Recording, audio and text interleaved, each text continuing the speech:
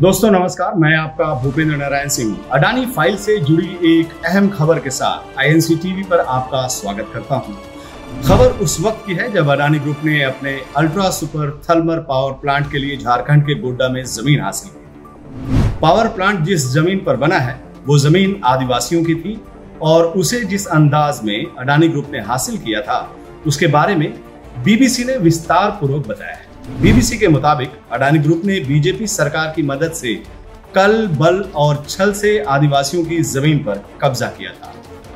Adani group की गुंडई के बारे में बताते हुए पीड़ित लुखुमोई मुर्मी बीबीसी से कहती हैं कि हमने पावर प्लांट के लिए अपनी जमीन नहीं दी है, फिर जाने कैसे मेरी जमीन का अधिग्रहण हो गया। 31 अगस्त को अडानी कंपनी के लोग सैकड़ों पुलिस वालों और लठैतों के साथ मेरे गांव आए और मेरे खेत पर जबरन कब्जा करने की कोशिश की।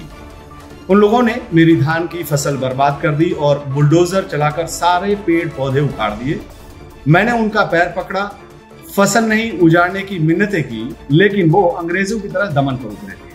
उन लोगों ने हमारी जमीन पर जबरन बाड़ लगा दिया, हमारे पुरखों के शमशान को तोड़कर समतल कर दिया। अडानी ग्रुप के इस पावर प्लांट के लिए माननीय मोदी जी खासतौर पर प्रयासरत थे।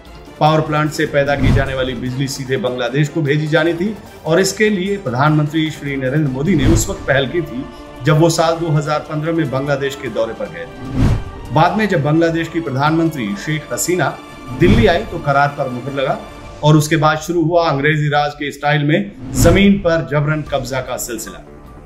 अडानी ग्रुप के हाथों अपनी जमीन गंवा चुके रिटायर्ड शिक्षक रामजीवन पासवान बीबीसी को अपनी आपबीती बताते हुए कहते हैं कि फरवरी महीने में अडानी समूह के कुछ लोग मेरे खेत पर आए, मुझे मेरी जाति को लेकर गालियां दी और कहा कि इसी जमीन में काटकर गाड़ देंगे। मेरी जिंदगी में पहले किसी ने ऐसी गाली नहीं दी थी।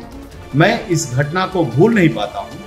मेरे घर पर ईंट पत्थर से हमला कराया गया और जब पुलिस इस मामले में कोई कार्रवाई नहीं कर रही, जिस पावर प्रोजेक्ट के पीछे सीधे सीधे प्रधानमंत्री का हाथ हो, जिस पावर प्लांट को जमीन मुहैया कराने के लिए केंद्र और राज्य सरकारें कमर कसे हों, वहां पुलिस और प्रशासन की हालत क्या होगी, इसका अंदाजा लगाना कतई मुश्किल नहीं है। वैसे इस बात का अंदाजा आप भी नहीं लगा सकते हैं कि अडानी ग्रुप को खुश करने के लिए गोड्डा प्रशासन ने एक जिंदा शख्स को स्वर्ग तक भेज दिया।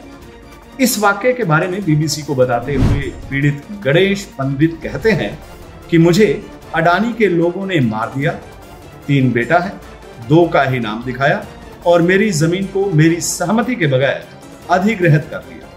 मैंने मुआवजे का पैसा नहीं लिया है, इसके बावजूद मेरी जमीन पर बाड़ लगाकर उसकी घेराबंदी कर दी गई। बीबीसी की ये रिपोर्ट उस वक्त याद दिलाती है जब देश पर अंग्रेजों का कब्जा था और देश कायदे कानून की जगह अंग्रेजों की मर्जी से चलता था।